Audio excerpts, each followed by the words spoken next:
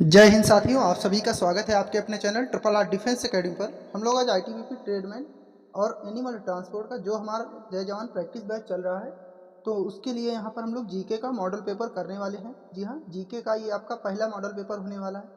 तो यहाँ पर अभी तक जिन बच्चों ने जय जवान प्रैक्टिस बैच नहीं लिया है, अगर वो लेना चाहते हैं तो ले सकते हैं। आपको बता दूं कि यूट्यूब पर क्लासें तो आपकी फ्री रहेंगी, बाकी जो आपको ये पीडीएफ मिलेगी तो पीडीएफ उन्हीं बच्चों को दी जाती है जिन बच्चों ने इस बैच को लिया हुआ है।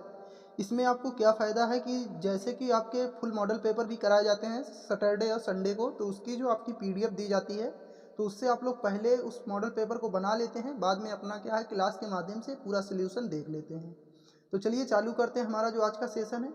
तो जो बच्चे लेना चाहते हैं हमसे इस नंबर पर संपर्क कर सकते हैं। जी हाँ, हमारा नंबर जो है ये आपका नंबर हमारा है 92 35 59 92 35 59 96। जी हाँ, इस नंबर पर आप हमसे संपर्क कर सकते हैं जो इस बैच को लेना चाहते हैं। तो चलिए चालू करते हैं। चैनल को भी सब्सक्राइब कर लीजिएगा, क्योंकि आपको इस चैनल के माध्यम से समय समय पर फ्री क्लासें यूट्यूब पर मिलती रहेंगी। याद रखिएगा, आईटीबीपी से संबंधित जो भी क्लासें आपकी अपलोड होती हैं सभी को फ्री में दी जाती हैं। बाकी पीडीएफ के लिए आप उस बैच को ले सकते हैं अगर आप इच्छुक हो तो देख लेते हैं हमारा आज का पहला प्रश्न क्या है। तो हमारा पहला प्रश्न क्या है, कवक जो है, कवक को पोषण कहाँ से मिलता है। जी हाँ, जो कवक होता है इसको पोषण कहाँ से मिलता है। तो याद रखिएगा, कवक को पोषण जो आपका ये मिलता ही कहाँ से, मृत और क्षय हो रहे जो जैव पदार्थ होते हैं। ऑप्शन यहाँ पर बी देख लिए। तो कवक अपना भोजन जो है स्वयं नहीं बना सकता है। याद रखिएगा, कवक जो होता है ये अपना भोजन स्वयं नहीं बना सकता है, तो ये क्या करता है, मृत और जो क्षय जैव पदार्थ होता है, यानी क्षय मतलब सड़ा हुआ गला हुआ, तो कवक उससे अपना भोजन प्राप्त करता है। चलिए आगे देखते हैं हमारा जो अगला क्वेश्चन है उसकी ओर। निम्नलिखित समूहों में से मनुष्य किससे संबंधित है। जी हाँ, मनुष्य जो है यहाँ पर किससे संबंधित, तो याद रखिएगा मनुष्य जो आपका हो जाएगा, तो मनुष्य हो जाएगा होमियो सेपियंस। जी हाँ, मनुष्य का क्या नाम है, होमियो सेपियंस के नाम से इसको जाना जाता है। चलिए आगे देख लेते हैं।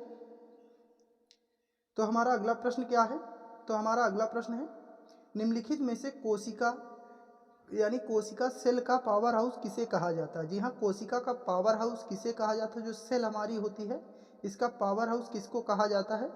तो याद रखिएगा किसको कहा जाता है, तो ये कहा जाता है माइट्रोकॉन्ड्रिया को। ऑप्शन नंबर यहाँ पर हमारा डी बिल्कुल राइट आंसर होगा। जो माइट्रोकॉन्ड्रिया होती है ये कोशिका की पावर हाउस होती है, और कई बार आपके एग्जाम में ये प्रश्न पूछा भी जा चुका है, याद रखिएगा। तो यहाँ पर इस प्रश्न को आप लोग गहनता से अध्ययन करिएगा। चलिए आगे देख लेते हैं हमारा जो अगला क्वेश्चन है उसकी ओर। रिफ्लेसिया एरेनोल्डी, जी हाँ क्या है। जी हाँ, जो रिफ्लेसिया एरनोल्डी है ये क्या है। तो याद रखिएगा, रिफ्लेसिया जो एरनोल्डी है ये सबसे बड़ा फूल है रिफ्लेसिया। जी हाँ, सबसे बड़ा फूल के अंतर्गत आता है आपका रिफ्लेसिया एरनोल्डी। चलिए आगे देख लेते हैं हमारा जो अगला क्वेश्चन है। तो हमारा अगला क्वेश्चन है, साइमन कमीशन के समय भारत का वायसराय कौन था। जी हाँ, साइमन कमीशन जब आपका भारत में आया था 1928 में, याद रखिएगा 1928 में ये भारत आया था आपका। ये 1928 में भारत में आया था। इसका जो गठन कब हुआ था, तो 1927 में इसका गठन हुआ था।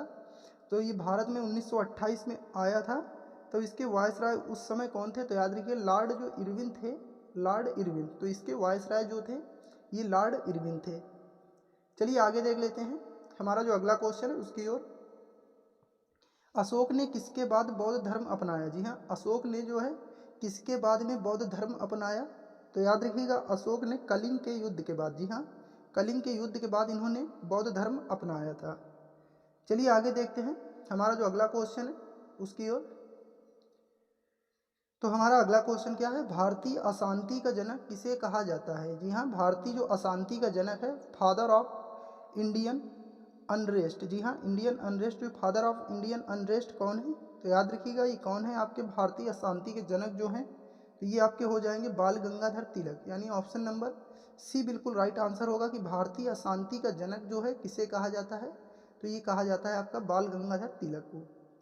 चलिए आगे देखते हैं हमारा जो अगला क्वेश्चन है। अगर सेशन आपको पसंद आ रहा हो तो वीडियो को लाइक कर दीजिएगा और चैनल को भी सब्सक्राइब करते हुए चलिएगा, क्योंकि आपको आने वाले समय में, जी हाँ पर डे आपकी क्लासें होती रहती हैं, तो आपको क्या करना है, सब चैनल को सब्सक्राइब करके नोटिफिकेशन को आपको ऑन करते हुए रखना है, क्योंकि आपको क्लासें जो हैं प्रतिदिन आपको मिलती रहती हैं, वो भी फ्री में यूट्यूब पर। तो यहाँ पर क्या है, निम्नलिखित महाजनपदों में से किसकी राजधानी चंपा थी। जी हाँ, चंपा जो थी किसकी राजधानी थी, तो याद रखिएगा चंपा जो थी किसकी राजधानी थी आपकी, तो ये अंग की राजधानी थी। याद रखिएगा अंग जो था आपका, अंग की राजधानी, जो 16 महाजनपद थे उनमें से अंग की राजधानी जो थी क्या थी, चंपा थी। चलिए आगे देख लेते हैं, क्योंकि अपने प्रीवियस ईयर पेपर में देखा होगा हिस्ट्री के आपके 4 से 5 प्रश्न आपके पूछे गए थे। तो यहाँ पर हमारा अगला प्रश्न क्या है, सिंधु घाटी सभ्यता के किस स्थल पर एक पंक्ति में 6 अन्न भंडार मिले हैं। जी हाँ, 6 जो अन्न भंडार हैं एक ही पंक्ति में, यानी एक लाइन में 6 जो अन्न भंडार मिले कहाँ पर, तो ये आपके हड़प्पा में मिले हैं, यानी ऑप्शन नंबर ए यहाँ पर हमारा बिल्कुल राइट आंसर हो जाएगा। चलिए आगे देख लेते हैं, ऋग्वेद, जी हाँ, ऋग्वेदी नाम जो है परुष्णी किस नदी का आधुनिक नाम के रूप में तद्रूप है। जो परुष्णी नदी है इसको आधुनिक किस नाम से जाना जाता है, तो याद रखिए परुष्णी नदी को जो आधुनिक किस नाम से जाना जाता है, तो रावी नदी जो है, जी हाँ, इसी को पहले कहा जाता है परुष्णी नदी। चलिए आगे देख लेते हैं हमारा जो अगला क्वेश्चन है उसकी ओर। तो यहाँ पर हमारा अगला क्वेश्चन है, गुप्त वंश का अंतिम महान शासक कौन था। जी हाँ, गुप्त वंश का जो अंतिम महान शासक था ये कौन था, तो याद रखिएगा अंतिम जो आपका था, अंतिम आपसे पूछ लेगा कि अंतिम जो था ये कौन था, तो स्कंदगुप्त जो था आपका गुप्त वंश का अंतिम महान शासक था। चलिए आगे देख लेते हैं हमारा जो अगला क्वेश्चन है। तो यहाँ पर देख लेते हैं हमारा जो अगला क्वेश्चन है उसकी ओर। तो यहाँ पर आपसे क्या पूछा गया है कि गुरु नानक से संबंधित निम्नलिखित में से कौन सा वक्तव्य जो है सही नहीं है। तो याद रखिएगा इनमें से अगर हम बात कर लेते हैं, एक निर्गुण भक्ति संत थे, तो ये बिल्कुल गलत है यहाँ पर। बाकी सिख धर्म के संस्थापक भी थे, जी हाँ, सिख धर्म के संस्थापक थे आपके, और यहाँ पर इन्होंने पुष्टि मार्ग दर्शन को प्रतिपादित भी किया, ये भी सही है। बाकी समाज सुधारक और पहले सिख गुरु भी थे, तो यहाँ पर एक निर्गुण भक्ति संत नहीं थे आपके, याद रखिएगा। चलिए आगे देख लेते हैं हमारा जो अगला क्वेश्चन है उसकी ओर। तो हमारा अगला क्वेश्चन क्या है, गुरु तेग बहादुर को मृत्युदंड किसने दिया था। जी हाँ, काफ़ी बार आपके एग्जाम में पूछा जा चुका है, तो याद रखिएगा गुरु तेग बहादुर को जो मृत्युदंड दिया था ये किसने दिया था, तो ये दिया था आपके औरंगजेब ने, यानी ऑप्शन नंबर ए बिल्कुल राइट आंसर हो जाएगा, औरंगजेब ने। चलिए आगे देख लेते हैं हमारा जो अगला क्वेश्चन है उसकी ओर। तो नील विद्रोह कहाँ हुआ था। जी हाँ, नील विद्रोह जो है कहाँ पर हुआ था आपको बताना है। तो याद रखिएगा सर्वप्रथम ये आपका 1859 में, याद रखिएगा 1859 में ये हुआ था आपका, और कहाँ पर हुआ था, तो ये जो 1859 में आपका हुआ था तो ये बंगाल के नादिया, याद रखिए बंगाल के नादिया में हुआ था। तो ऑप्शन यहाँ पर क्या दिया गया है, बंगाल। जी हाँ, बंगाल में सबसे पहले नील विद्रोह हुआ था, बंगाल के नादिया में। चलिए आगे देख लेते हैं हमारा जो अगला क्वेश्चन है, ब्रह्म समाज के संस्थापक कौन थे। जी हाँ, ब्रह्म समाज जो था इसके संस्थापक कौन थे, तो याद रखिएगा ब्रह्म समाज के संस्थापक आपके कौन होंगे, तो ये थे आपके, याद रखिएगा ब्रह्म समाज के संस्थापक जो थे ये थे राजा राम मोहन राय, यानी ऑप्शन नंबर डी बिल्कुल राइट आंसर होगा, राजा राम मोहन राय। चलिए आगे देख लेते हैं हमारा जो अगला क्वेश्चन है, प्रसिद्ध दांडी मार्च किस वर्ष हुआ था। जी हाँ, जो प्रसिद्ध दांडी मार्च था ये किस वर्ष हुआ था, तो याद रखिएगा ये हुआ था 1930 में, ऑप्शन नंबर यहाँ पर सी बिल्कुल राइट आंसर होगा, 1930 में जो प्रसिद्ध आपका दांडी मार्च हुआ था। इसकी डेट भी कई बार पूछ लेता है, तो 12 मार्च 1930। जी हाँ, तो ये था आपका 12 मार्च 1930, तो याद रखिए 12 मार्च 1930 को दांडी मार्च हुआ था। चलिए आगे देखते हैं, 540 ईसा पूर्व महावीर का जन्म जो है किसके पास हुआ था, यानी गांव कौन था आपके, किस गांव में हुआ था, तो याद रखिएगा ये कहाँ पर हुआ था, किसके पास में हुआ था, तो महावीर स्वामी का 540 में जन्म हुआ था ये वैशाली में हुआ था, यानी ऑप्शन ए बिल्कुल राइट आंसर होगा, वैशाली में। याद रखिएगा वैशाली में इनका जन्म हुआ था, तो यहाँ पर ए हमारा बिल्कुल राइट आंसर हो जाएगा। चलिए आगे देख लेते हैं हमारा जो अगला क्वेश्चन है, किसने कहा था कि सरफरोशी की तमन्ना अब हमारे दिल में है। जी हाँ, काफ़ी महत्वपूर्ण यहाँ पर ये आपका जो ये लाइनें हैं काफ़ी ज़्यादा ही फेमस रही हैं और कई बार आपके एग्जाम में पूछी भी जा चुकी हैं। याद रखिएगा काफ़ी बार आपके एग्जाम में पूछी जा चुकी हैं। तो ये किसने कहा था, ये राम प्रसाद बिस्मिल जी ने कहा था। तो राम प्रसाद बिस्मिल जी ने ये कहा था कि सरफरोशी की तमन्ना अब हमारे दिल में है, देखना है जोर कितना बाजुए कातिल में है। चलिए आगे देख लेते हैं। तो यहाँ पर हमारा अगला क्वेश्चन क्या है कि राष्ट्रीय संघर्ष के दौरान प्रसिद्ध समाचार पत्र, जी हाँ केसरी जो था इसके संस्थापक यानी संपादक और संस्थापक कौन थे? केसरी जो आपका समाचार पत्र था। जी हाँ, यहाँ पर मैं आपको रिवीजन के तौर पर क्लास आप करिएगा। यहाँ पर हम लोग थोड़ा सा सुपर फास्ट तरीके से रिवीजन के तौर पर ऐसे प्रश्न जो आपके परीक्षा में पूछे जाते हैं, याद रखिएगा। इन प्रश्नों का आपका ज़्यादातर चलन आपका रहता है, क्योंकि 2 से 4 प्रश्न ऐसे आपके हर परीक्षा में आपको देखने को मिलेंगे ही मिलेंगे। तो याद रखिएगा, केसरी के जो संस्थापक थे ये थे लोकमान्य तिलक, यानी ऑप्शन नंबर सी बिल्कुल राइट आंसर हो जाएगा, लोकमान्य तिलक। चलिए आगे देखते हैं। हमारा जो अगला क्वेश्चन है, निम्नलिखित में से सबसे बड़ा कौन है? जी हाँ, इनमें से सबसे बड़ा जो आपका कौन सा है? तो याद रखिएगा, यहाँ पर ऑप्शन क्या क्या है? ब्रह्मांड, आकाशगंगा, तारा और विश्व।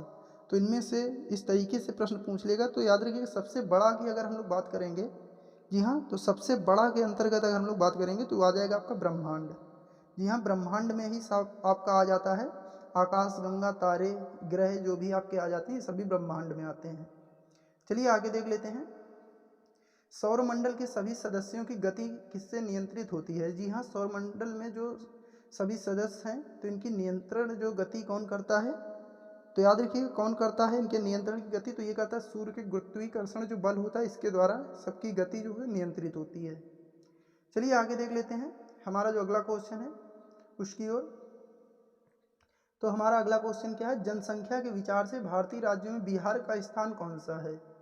जी हाँ, बिहार का स्थान कौन सा होगा? तो याद रखिएगा, जनसंख्या की दृष्टि से तीसरा आपका यहाँ पर हो जाएगा। बिहार जो होगा तीसरे नंबर पर आता है। पहले नंबर पे आपका आ जाता है उत्तर प्रदेश, और दूसरे पे आपका आ जाता है, याद रखिएगा, महाराष्ट्र, और तीसरे पे आपका हो जाता है बिहार। जी हाँ, जनसंख्या के मामले में पूछ ले आपसे तो यहाँ पर पहला, दूसरा, तीसरा आपसे पूछ सकता है। तो पहला तो आपका यूपी हो जाता है, याद रखिए, पहले नंबर यानी फर्स्ट जो होता है ये आपका यूपी होता है। सेकेंड अगर होता है, याद रखिएगा, तो ये आपका हो जाता है महाराष्ट्र। जी हाँ, तो ये हो जाता है महाराष्ट्र, क्योंकि कई बार आपके एग्जाम में पूछा भी है एग्जामिनर ने। तो महाराष्ट्र जो है सेकेंड नंबर पर आता है जनसंख्या के मामले में, और तीसरे नंबर पे आपका आ जाता है बिहार। चलिए आगे देखते हैं हमारा जो अगला क्वेश्चन है उसकी ओर। तो हमारा अगला क्वेश्चन क्या है? ऊंचाई के संदर्भ में निम्नलिखित में से 4 पर्वत चोटियों में से सबसे छोटी कौन सी है? जी हाँ, ये जो 4 आपकी दी गई इनमें से सबसे छोटी जो है आपको बताना है कौन सी है। तो याद रखिएगा, जो सबसे छोटी यहाँ पर है ये आपकी नंदा देवी होंगी। नंदा देवी जो है ये सबसे छोटी यहाँ पर आपकी आ जाएंगी। ये कहाँ पर है? उत्तराखंड में। याद रखिए, उत्तराखंड में आपकी अगर बात कर लें कंचनजंगा की, तो कंचनजंगा आपका सिक्किम में स्थित है। कई बार आपके एग्जाम में पूछा भी गया है, तो ये आप लोग याद रखिएगा कि कंचनजंगा कहाँ पर स्थित है, तो ये आपका सिक्किम में स्थित है। चलिए आगे देखते हैं हमारा जो अगला क्वेश्चन है उसकी ओर। तो हमारा अगला क्वेश्चन क्या है? रेलवे का कटिहार डिवीजन किसके क्षेत्राधिकार के अंतर्गत आता है? जी हाँ, रेलवे का जो कटिहार आपका है डिवीजन किसके अंतर्गत आता है? तो याद रखिएगा, ये आता है उत्तर पूर्वी फ्रंटियर रेलवे के अंतर्गत, यानी ऑप्शन नंबर बी यहाँ पर आपका बिल्कुल राइट आंसर होगा, उत्तर पूर्वी रेलवे फ्रंटियर। चलिए आगे देख लेते हैं हमारा जो अगला क्वेश्चन है उसकी ओर। तो यहाँ पर आपको बताना है दादरा और नगर की हवेली की राजधानी क्या है? जी हाँ, दादरा और नगर हवेली की राजधानी क्या है? तो याद रखिएगा, ये क्या थी? सिलवासा इसकी राजधानी थी। याद रखिएगा, ऑप्शन यहाँ पर डी बिल्कुल राइट आंसर हो जाएगा, सिलवासा। चलिए आगे देख लेते हैं। तो काजीरंगा राष्ट्रीय उद्यान जो है कहाँ पर स्थित है? जी हाँ, यहाँ पर हमने सभी प्रकार के प्रश्नों को कवर करने की कोशिश की है। जी हाँ, यहाँ पर ज़्यादातर जो आपके ट्रेंडिंग में रहते हैं प्रश्न एग्जामिनर के दृष्टि में, जो टीसीएस के पैटर्न पर इसी तरीके के प्रश्न आपसे पूछ लेता है। तो यहाँ पर आपको बताना है काजीरंगा जो राष्ट्रीय उद्यान है कहाँ पर स्थित है। तो याद रखिएगा, काजीरंगा की अगर बात कर लेते हैं असम राज्य में स्थित है। तो ऑप्शन यहाँ पर सी बिल्कुल राइट आंसर हो जाएगा, असम। चलिए आगे देख लेते हैं। निम्नलिखित में से कौन कंप्यूटर के मस्तिष्क के रूप में कार्य करता है? जी हाँ, कंप्यूटर के मस्तिष्क के रूप में कौन कार्य करता है? तो याद रखिएगा, ये कौन है? तो ये सीपीयू जो है, याद रखिएगा सीपीयू, सेंट्रल प्रोसेसिंग यूनिट जो होता है आपका, ये सीपीयू होता है। तो ये जो होता है कंप्यूटर का दिमाग इसको कहा जाता है। चलिए आगे देख लेते हैं। निम्नलिखित में से कौन सी कंप्यूटर की ऑपरेटिंग पद्धति नहीं है? जी हाँ, तो यहाँ पर जो बच्चे यहाँ पर बीएसएफ के लिए क्लास देख रहे हो तो वो भी देख सकते हैं, क्योंकि यहाँ पर ऐसे प्रश्न आपके जो भी वनडे एग्जाम की परीक्षाएं हैं टीसीएस पैटर्न के, उनमें आपके 2 से 4 प्रश्न तो आपको ऐसे 4 से 5 प्रश्न देखने को मिलेंगे ही, याद रखिएगा। तो यहाँ पर क्या बोलेगा, ऑपरेटिंग पद्धति नहीं, कंप्यूटर की ऑपरेटिंग पद्धति कौन सी नहीं है, तो याद रखिएगा ये जो आपका VAIO दिया गया है ये आपकी ऑपरेटिंग पद्धति नहीं है, याद रखिएगा। बाकी आपकी यूनिक्स, MS-DOS, विंडोज़ ये सभी जो हैं ऑपरेटिंग पद्धति हैं। चलिए आगे देख लेते हैं। हमारा जो अगला क्वेश्चन है, प्रक्रिया वह